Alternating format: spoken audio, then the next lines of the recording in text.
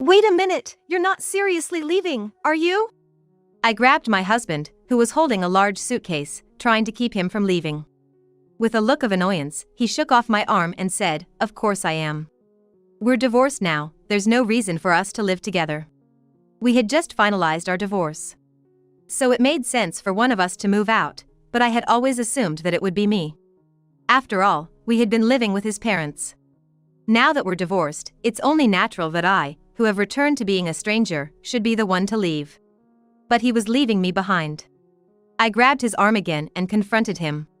"What are you going to do about your mother? You can't just leave her here. She can't live alone in a wheelchair." My concern was for my mother-in-law, who was forced to live in a wheelchair.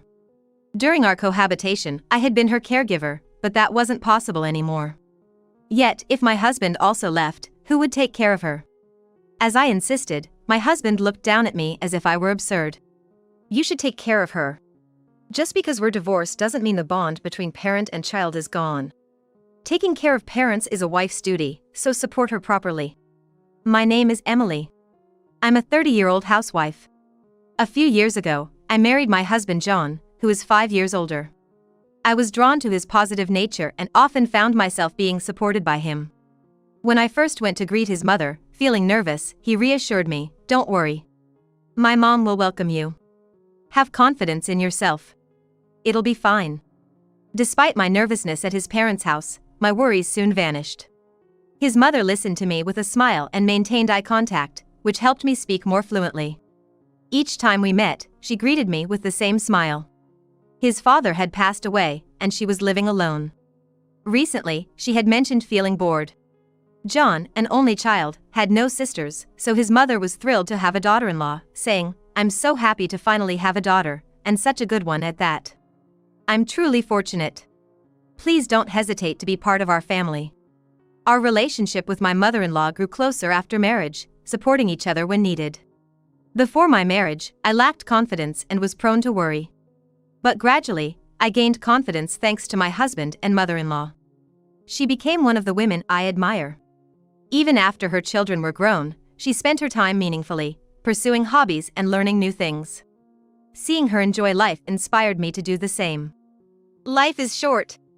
Don't waste it being upset or troubled by things or people you dislike. Focus on those who value you and things that fulfill you. Life is not so bad when you do that. She often advised me when I was troubled. Despite her kindness, she was always efficient and agile in her daily life. Even at her age, she was more energetic than me. I changed gradually, inspired by her, but then our lives were overshadowed by a sudden cloud. One day, I received a call from the hospital. "Your mother-in-law is currently hospitalized here. There's no threat to her life, but she has sustained some serious injuries.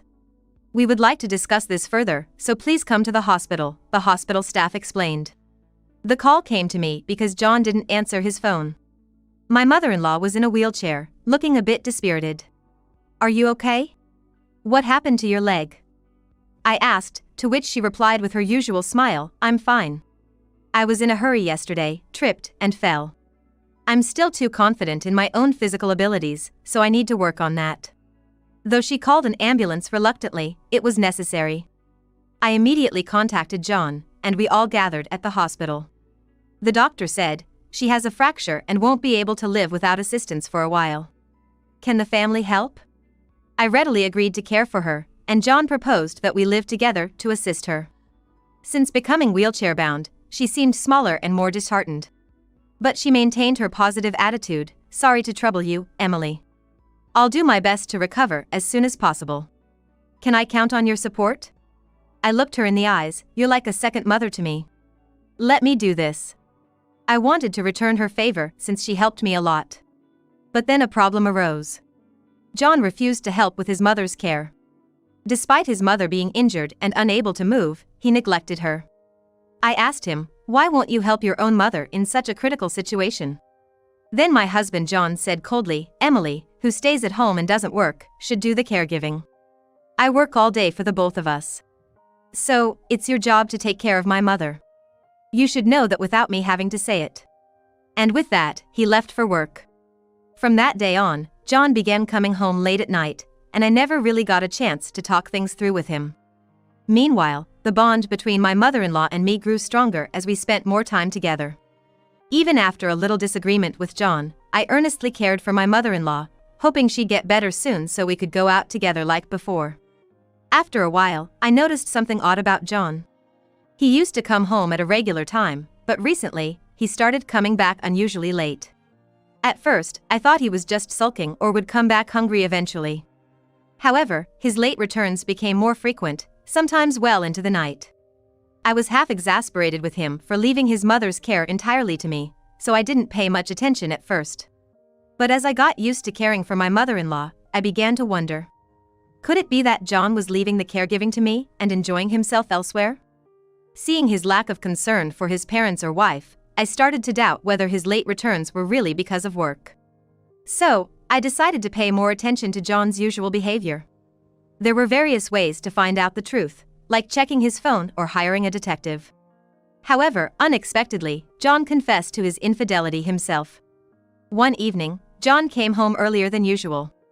At that time, I was helping my mother-in-law move from a chair to her wheelchair. I accidentally forgot to turn the wheelchair towards her, and my hands were full, unable to do anything about it. So, I asked John for help. I said, "Welcome home. You're early today. I'm sorry to ask you this right when you've come back, but could you turn that wheelchair this way?" John reluctantly replied, Even when I come home early, there's nothing good about it. Emily doesn't care about me, just asks me to help with the caregiving, and Mom doesn't consider my feelings because she can't walk. Honestly, it feels suffocating to come back to this house." He lay down on the sofa without greeting me or changing the direction of the wheelchair. He continued, pointing at me, "And what's with that outfit? You don't look feminine at all. Can't you at least wear makeup? The women at my office do it. Don't you think about looking nice to comfort your husband who works hard all day? Women walking on the streets look way better than you." Recently, I hadn't been wearing makeup and chose comfortable pants over skirts due to the physical demands of caregiving. Annoyed by John's thoughtless words, I was hesitant to retort in front of my mother-in-law. John was quite impulsive, often slamming desks or showing aggressive gestures when angry. I was afraid that arguing might lead to him accidentally hurting my mother-in-law. Trying to ignore him, John suddenly changed his tone and said, "What I wanted to tell you today is this. I asked you to take care of my mother, but that doesn't mean you can treat me poorly. You both don't care about me, so I've been stressed every day. But now, I've found a girl who comforts me, so I don't need Emily anymore. She's everything I ever wanted, not like Emily who has lost her femininity. So please, let's get a divorce." "What?" I was dumbfounded. How could he talk about infidelity so casually and blame me for it? My anger was rising. But to be honest, I had been fed up with John's behavior for a while.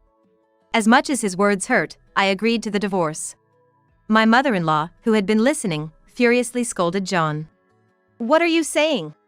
Emily has been dressing comfortably for my sake, putting aside her own desires to care for me. She's a kind and skillful woman, a real lady in my eyes. Don't mock her anymore. You can't just betray such a woman and get away with it."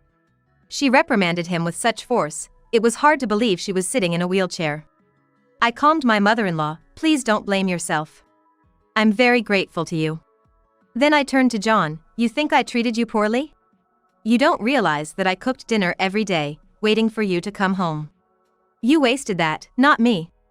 If you think being cute and stylish is love, then fine, let's get divorced." But John remained unyielding until the end, saying, "I'm not wrong. Emily, who abandoned her femininity to do nothing but caregiving, is no longer valuable as a woman. The girl I'm seeing now is younger and prettier than you can't compete with her." I realized arguing was pointless. Resigned, I couldn't even bother to stop John as he left for his affair. I had given up on any reconciliation, so I informed my mother-in-law about proceeding with the divorce.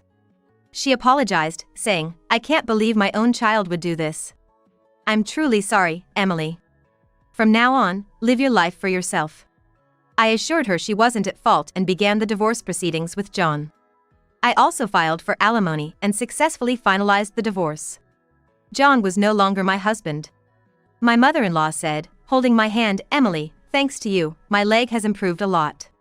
I don't know what would have become of me without your support. You've been my lifesaver." Now, live your life for yourself. But I could see her leg hadn't fully recovered. Distrusting my ex-husband, I urged her to take care and said, "Please don't overdo it. If you need anything, just ask." She replied, "I can't do that. I can manage most things myself, and if something comes up, I'll rely on John." That's how it should be, right? I was at a loss for words, seeing her weakened state. Watching me, John mockingly suggested to my mother-in-law, "What? Now that you're free from a woman with zero charm, you want me to take care of Mom? How can I ever be happy like that? Please, Mom, let your son be independent already." He then looked sternly at me. "Just because we're divorced doesn't mean you can act like we have no relationship. A divorce doesn't sever the bond between mother and child. You have time to care for her since you're just at home all day, unlike me, who's busy with work. So, I'm allowing you to stay in this house. Continue taking care of her properly." He said this triumphantly. My mother-in-law, who had turned red with anger, was the complete opposite of the pleased John. "I will support your mom here. But don't get it wrong. I want to protect her. A heartless son who decided to leave his mother who struggles to live alone, without hiring a helper or finding a facility for her. Whatever you say, just take care of Mom properly," John said dismissively. He seemed relieved that I would continue caring for her, gathered his things, and left the house abruptly. After watching his car leave, I sat down on the sofa, letting out a sigh of relief. My mother-in-law, with a mischievous smile, said, "We did it, didn't we?" I returned her smile. It was the beginning of our life together, just the two of us. A month later, John contacted my mother-in-law. Unlike me, who had immediately blocked John's number after the divorce, she hadn't set up any blocks, thinking he wouldn't contact her again. Sensing something from her puzzled expression during the call, I took over. "Emily! Something terrible has happened. Please help me!" John was shouting on the other end. Interrupting him, he quickly explained. "The girl I was going to marry, an employee at a client company of mine, it turns out everyone at work now knows I left my wife for an affair. And it's spread to the whole client network." His anger turned to a tearful plea. "And she dumped me. Called me the worst, a liar. Her father is the president of the client company. When I went to a meeting, he was furious with me. It's a mess." I replied indifferently, "So what?" Then, as if taken aback, John suddenly became timid and began to stutter. "So, that's why. I mean, I got dumped, and the president is furious at me, deceiving his daughter. Please help me." "Why should I help? We're divorced and strangers now. I have no obligation to help you." As I was about to hang up the phone, John suddenly burst out in a loud, angry voice. "Don't joke with me. You caused all this, didn't you? I'm being sued by her father, and it's affecting my job. I have to apologize daily at work. It's your fault. I'm sorry for my mistake, but it's too much. From now on, you will listen to me and do what I want, will you?" I sighed deeply. "I don't understand you. I never contacted your company. Maybe someone saw you and spread the rumors. It's your own doing." I didn't say it to John, but I thought it was somewhat a good thing that this happened. Had he married the unsuspecting employee, it would have been unfair to her.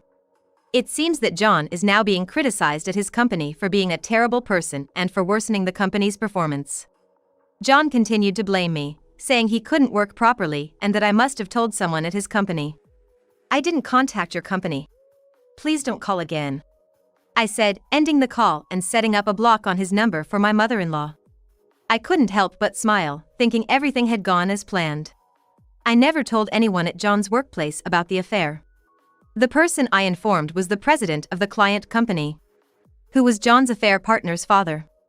In fact, I knew about John's affair and his plans to marry the other woman. Coincidentally, my mother-in-law knew the president well and they were on good terms. When my mother-in-law started her wheelchair life, the president visited her while she was feeling down. He mentioned his daughter's upcoming marriage to cheer her up, saying, "My daughter is getting married soon, and I'd like to invite you to the wedding." "That's wonderful. She's grown up to be of marriageable age. I'm looking forward to it. What's the gentleman like?" My mother-in-law asked cheerfully. The president, relieved to see her in better spirits, showed a photo of John. My mother-in-law, deciding it was best not to react impulsively, gave a neutral comment on the photo. After the president left, she told me everything. She was distraught that her son was involved with her friend's daughter. I said, let's first confirm if the daughter is aware of the affair. If she's being deceived into thinking he's single, we'll inform the president. If the president finds out. My mother-in-law nodded in agreement. That's fine. If she's aware of the affair, she should face the consequences. Seeing her shaking, I prayed the daughter was an innocent victim. It was later revealed that John lied about being divorced and single. After John left our home, satisfied with the divorce, I wrote a letter to the president. When we met later, he was a kind man who apologized profusely and even gave me an expensive gift. The daughter, also a victim, apologized several times and was determined to sue John. John, having angered the president and his daughter, was in big trouble. I thought my revenge was over, but John started contacting me repeatedly. All right, nobody's at fault. You're still looking after my mother, right? Then you're still part of my family. Let's live together. Not in that old house, but in my apartment. I've got laundry piling up. He shamelessly suggested, among other nonsensical things. No matter how many times I blocked his number, he kept calling from different ones, so it was a never-ending game. Eventually, we set up a block for all numbers except those registered. One day, someone started rattling our front door. My mother-in-law and I exchanged glances. Then, the door was pounded on, and John's voice echoed. Hey, open up! I've come to pick you up! A chill ran down my spine. There was no way I was opening the door in this situation. Nodding to my mother-in-law, I responded. What do you want? I've come to pick you up. Open the door quickly. You've been taking care of my mother as a housewife, but the alimony I gave you must be running out, right? So, I thought I'd support you again. Come on, start packing for the move. His unsolicited offer to pick me up, his boast about the alimony he paid, his claim that he would support me. To me, John now seemed like a creature from another world. My mother-in-law must have felt the same. Approaching from behind, she said with a trembling voice, "We don't need it. We're going to live together, just the two of us. Besides, you're no longer my son. How dare you show your face here? Just disappear, please." What? What's with that attitude? It's pointless for two non-earning women to stick together. I'm offering help, so just open the door. John retorted, pounding on the door even harder than before. Then, in a quiet voice, he muttered, "It's the inheritance from Dad, right?" When I let out a surprised sound, John began pounding on the door as if trying to break it, rattling the lock continuously. Yeah, that's it. Two women with no money can't live on their own. There must still be some of Dad's inheritance left, right? You've been living off it, keeping it a secret from me. I can't believe it. I'm his son. I have a right to inherit too. Indeed, my father-in-law had passed away. But the inheritance issue had been settled. John must have received his legal share. It's not from Dad's inheritance. I've been giving Emily my own money every month. About $4,000 as living expenses and as a thank you for taking care of me even after the divorce. After my mother-in-law's chilly response, John's dumbfounded voice came through, huh? A woman like Emily is rare nowadays. She became a housewife at her husband's request, lived with her mother-in-law, and when I was injured, she took on caregiving to save on helper fees, in addition to her usual household chores. Even after divorcing such a foolish son, she still looks after me. Right after the divorce, she even tried to work to earn my helper fees. I can only be grateful. Moved by my mother-in-law's sincere words, I added, I'm working from home now to contribute to our living expenses, even if it's not much. Anyway, you don't have to worry about us. We can live on our own. There was silence from John for several seconds, probably absorbing our words. I didn't know Mom had such savings. $4,000 a month? That's impossible, he finally said, seemingly in disbelief. My mother-in-law nodded, and I explained. She's more remarkable than you think. She's been managing her finances through investments from the inheritance from her father and my father-in-law. Her income dwarfs yours. She's also very studious and didn't give up learning. After her fracture and being unable to move, she focused even more and managed to earn a steady income. Then John yelled, "That's nonsense. I never heard about such money. You two have been deceiving me, living a luxurious life behind my back." Don't you understand? I'm her blood-related son. You're just a devil and a daughter-in-law by marriage. It's natural that I, her blood-related son, should be prioritized. All the money you've received so far belongs to me. To which my mother-in-law replied, as I said, there's no money for you. The money I've grown is mine alone. It's my right to spend my money as I wish. John fell silent, then suddenly shouted, but when Mom dies, I'm the one who will inherit. You won't get a cent. A broken-legged old woman like you will just deteriorate and die soon anyway. But his words sounded like sour grapes. My mother-in-law then smiled at me. I thought he might say that. That's why I'm moving all my assets, like real estate and stocks, to Emily through a living trust. We're consulting with a tax advisor about how to proceed to minimize taxes. Then she continued. Even though you have a legal right to inherit, I'm selling this house to finance our new home and move. By the time I die, there won't be much savings left for you to inherit. With that icy declaration, John finally lost it. The police, whom I had already called, came and took away the raging John. You're still my wife. Why does a non-blood-related stranger get money from my parent, not me? That's crazy. A man who dumps caregiving on his wife, cheats with a younger woman, and then constantly talks about money. Even if he is blood-related, he's unforgivable. Blood or not, Emily is my daughter, my family. Don't ever show your face here again. In the end, it all came down to a shouting match between parent and child, and John was taken away by the police. Following our declaration, my mother-in-law and I sold the house and moved. We also changed our cell phones, not just blocking calls, finally severing all ties with John. Our relationship with the president remained good, allowing us to learn about John's subsequent life. Realizing he couldn't do anything, John gave up on us and resumed his usual life, but soon lost his job for causing damage to the company. He managed to find a new job but caused issues with women there too. The chaos escalated, leading to his resignation. Job after job, he kept causing problems with women, becoming notorious in the industry as a good-for-nothing. It seems John now only talks about his past glories, saying he used to be popular. His boasting of infidelity isn't something anyone wants to hear, leading to his isolation everywhere. Mentally exhausted, he started to act out and was eventually evicted from his rental. He is now living like a homeless person, day to day. He lost everything, his job, his family's trust, and no one around to help. I hope he realizes how fortunate he once was and the support he had from others. While I'm not too hopeful, I wish from afar that John reaches that realization. As for me, in my new home, I replaced all furniture and appliances with the latest models and enjoyed redecorating with my mother-in-law. Her leg has improved significantly, allowing us to go out more. Her strength and complexion have returned, and I feel relieved. Walking on my own after so long makes me appreciate happiness more than ever. Being able to walk is such a simple yet blissful thing. My mother-in-law smiled. I nodded vigorously, feeling anew the happiness in ordinary days. I plan to live gratefully like my mother-in-law, appreciating the people around me and focusing on the happiness right in front of me. My biggest wish is for our peaceful life together to continue for a long time.